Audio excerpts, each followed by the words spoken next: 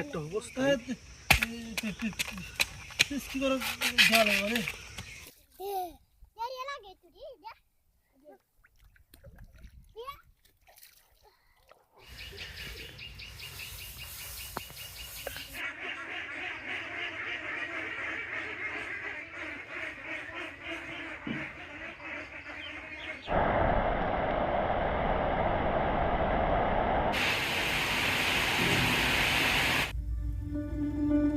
ঢাকা থেকে বগুড়া জেলার দূরত্ব প্রায় ২০০ কিলোমিটার।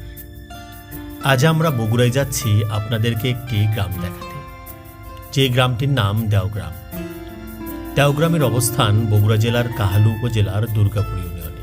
বগুড়া শহর থেকে দেওগ্রামের দূরত্ব প্রায় ১৮ কিলোমিটার। বাস, সিএনজি কিংবা অটোরিকশায় আপনি যেতে পারবেন সেই গ্রামে।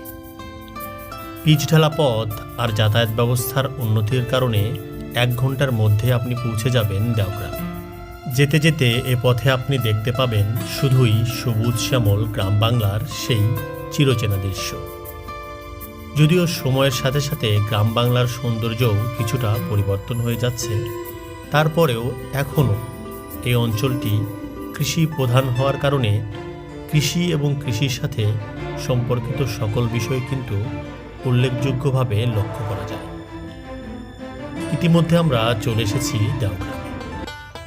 আজকে সোমবার, দেওগ্রামের সেই বিখ্যাত হাটবার। আশপাশের অঞ্চল থেকে অসংখ্য মানুষ কিন্তু এই দেওগ্রাম হাটে একসময় আসত। আর এই হাটটি অনুষ্ঠিত হয় হাটখোলায়। আপনারা হয়তোবা এই ছোট ছোট যে ইটের টুকরোগুলো দেখছেন, সেগুলোকেই কিন্তু গ্রামের ভাষায় খোলা বলা হয়। আর এখানেই এই হাটখোলাতেই অনুষ্ঠিত হয় দেওগ্রামের সেই ঐতিহ্যবাহী হাট। যদিও সময়ের সাথে সাথে এই হাটটি তার সেই চিরচেনা জৌলুস হারিয়ে ফেলেছে, তবু এখনও ভঙ্গুর অবস্থাতেও টিকে রয়েছে দেওগ্রামের এই ঐতিহ্যবাহী হাটটি। পৃথিবীর সব কিছুই যে সময়ের সাথে সাথে তার সেই চিরচেনা রূপ যৌবন হারিয়ে ফেলে, দেওগ্রামের এই হাটটি তার অন্যতম নিদর্শন। একটা সময় এই হাটটা ছিল খুবই জমজমাট এবং কোলাহলপূর্ণ, কিন্তু সময়ের সাথে সাথে এই হাটটি কিন্তু এখন অনেকটাই বিলীন হওয়ার পথে। তবু কিছু মানুষের একান্ত প্রচেষ্টায় এই হাটটি এখনও টিকে রয়েছে।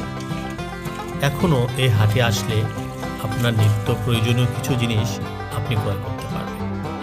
এই যে যেমন এই অঞ্চলের বিভিন্ন পুকুর বা খাল বিল থেকে যে মাছগুলো সংগ্রহ হয়, তা আপনি এই হাট থেকেই ক্রয় করতে পারবেন।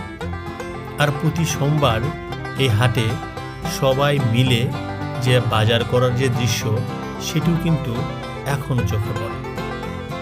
একটি হাট আসলে একটি গ্রামীণ জীবনে খুবই গুরুত্বপূর্ণ একটি জায়গা, কারণ এই হাট বাজারকে কেন্দ্র করেই গ্রামের মানুষের কিন্তু সকল কেনাবেচা অনুষ্ঠিত হয়ে থাকে। দেওগ্রাম হাটের অন্যতম ঐতিহ্যবাহী একটি খাবার হচ্ছে ডাল বড়া।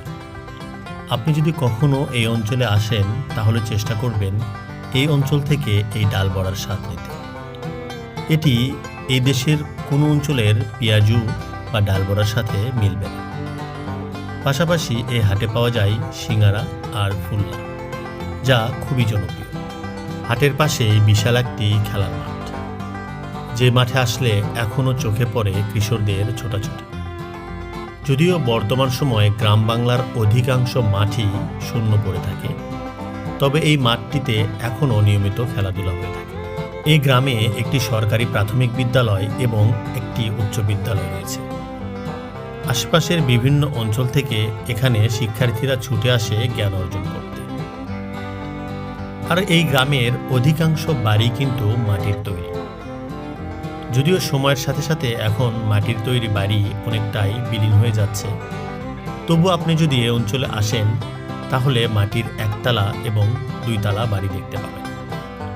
এবং এই বাড়িগুলোকে বলা হয় গরিবের এসি, কারণ এই বাড়িগুলোতে শীতের সময় থাকে উষ্ণ আবহাওয়া আর গরমের সময় থাকে শীতল। শিক্ষা সংস্কৃতির পাশাপাশি কৃষিতেও দেওগ্রামের শক্ত অবস্থান। মাঠ ভরা ধান আর গোয়াল ভরা গরুই এ অঞ্চলের সবচাইতে বড় শক্তি। এ অঞ্চলের মাটি খুবই উর্বর, তাই যাই রোপণ করা হয় সেটাই সোনা হয়ে ফলে। দোআঁশ, বেলে দোআঁশ এবং এঁটেল মাটি মূলত এ অঞ্চলে বেশি দেখা যায়। এই গ্রামের অধিকাংশ বাড়িতেই কোনো না কোনো ফলের গাছ দেখতে পাওয়া যায়। কাঁঠাল, আম, পাশাপাশি বিভিন্ন ধরনের ফুল এবং ফলের গাছে ভরে থাকে এই গ্রামের প্রতিটি বাড়ি।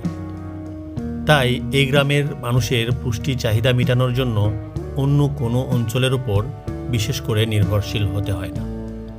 তাই এই গ্রামটি একটি স্বয়ংসম্পূর্ণ গ্রামই বলা যায়, কারণ এই গ্রামে সব কিছু আছে। যেমন মাঠে ধান রয়েছে, ঠিক একইভাবে বাড়িতে রয়েছে গরু, ছাগল, পাশাপাশি বিভিন্ন ধরনের গৃহপালিত পশু পাখি। জ্যৈষ্ঠ মাসে ধানগুলো কেটে ফেলার পর এ অঞ্চলের বিস্তীর্ণ মাঠ জুড়েই কিন্তু এরকম দৃশ্য দেখা যায়। কিছুদিন পরে এই মাঠ জুড়ে বিভিন্ন ধরনের গবাদি পশুগুলো চারণভূমি হিসাবে ব্যবহার হবে। আর এই গ্রামের দুরন্ত ছেলেপেলে মাঝে মধ্যে সময় পেলেই তাদের দুরন্তপনায় মেতে ওঠে। এই সময়টাই তাল খাওয়ার খুবই উপযুক্ত সময়, তাই এই সুযোগটা তারা মিস করতে চায় না। এই গ্রাম আপনাকে নিয়ে যাবে শৈশবে। শৈশবের সব চেনা দৃশ্যগুলোই এখানে আপনি দেখতে পাবেন।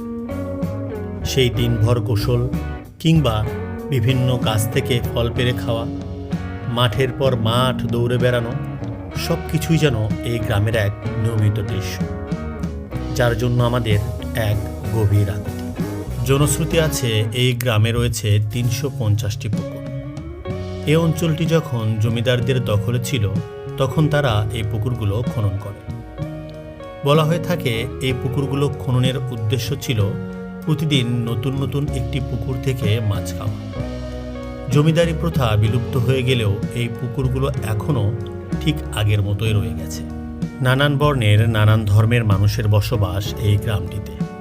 হিন্দু মুসলিম মিলে প্রায় ৪,৫০০ মতো মানুষের বসবাস এই গ্রামটিতে, যেখানে হিন্দু মুসলিম সকলে মিলে মিশে যুগের পর যুগ এখানে বসবাস করছে। এখানে নেই কোনো ধর্মীয় দাঙ্গা, নেই কোনো নিজেদের মধ্যে দলাদলি কিংবা হানাহানি। মুসলিমরা যেমন খুব সুন্দরভাবে নামাজ পড়তে পারে, হিন্দুরাও তাদের পূজা পার্বণগুলো খুব সুন্দরভাবে করতে পারে। ভিন্ন ভিন্ন ধর্মের পাশাপাশি নানান পেশার মানুষেরও বসবাস এই গ্রামে। মিষ্টি তৈরিতেও এই গ্রামের রয়েছে বিশেষ সুনাম। বিশেষ করে অমল মোহন্তর এই মিষ্টি আর ছানার সন্দেশের কথা সবারই জানা। এই সন্দেশের স্বাদ যে একবার নিয়েছে শুধুমাত্র সেই বলতে পারবে এই সন্দেশের স্বাদ কেন অন্য যে কোনো সন্দেশের থেকে অনেক ভিন্ন। যদিও সময়ের সাথে সাথে তার এই মিষ্টান্নর দোকানটিও এখন গুটিয়ে নেওয়ার পর্যায়ে, তবু তিনি বলছিলেন এখনও ভালো আছেন, সুস্থ আছেন। গ্রামের সব সৌন্দর্যের মাঝে আলাদা সৌন্দর্য হচ্ছে গ্রামে বৃষ্টি দেখা। হঠাৎ করেই এই রোদেলা আকাশ মেঘে পরিপূর্ণ হয়ে গেল। আর এই গ্রীষ্মের দাবাদাহের মধ্যে এরকম সুখের বৃষ্টি কার না ভালো লাগে। আর আমরাও এক অন্যরকম অনুভূতির সাক্ষী হলাম।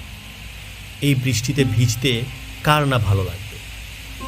আর গ্রামের বৃষ্টিতে ভেজার লোভ সামলানো আসলেই কঠিন। আর দেখুন সব কিছু কত সুন্দর সতেজ লাগছে বৃষ্টির পরে। এখনও টিপটিপ বৃষ্টি পড়ছে, আর এই বৃষ্টির শব্দে আমরা যেন এক অন্যরকম জগতে পৌঁছে গেলাম। এভাবেই এই গ্রামটি থেকে আমরা বিদায় নিয়েছিলাম। ভালো থেকো দেওগ্রাম, আবারও দেখা হবে।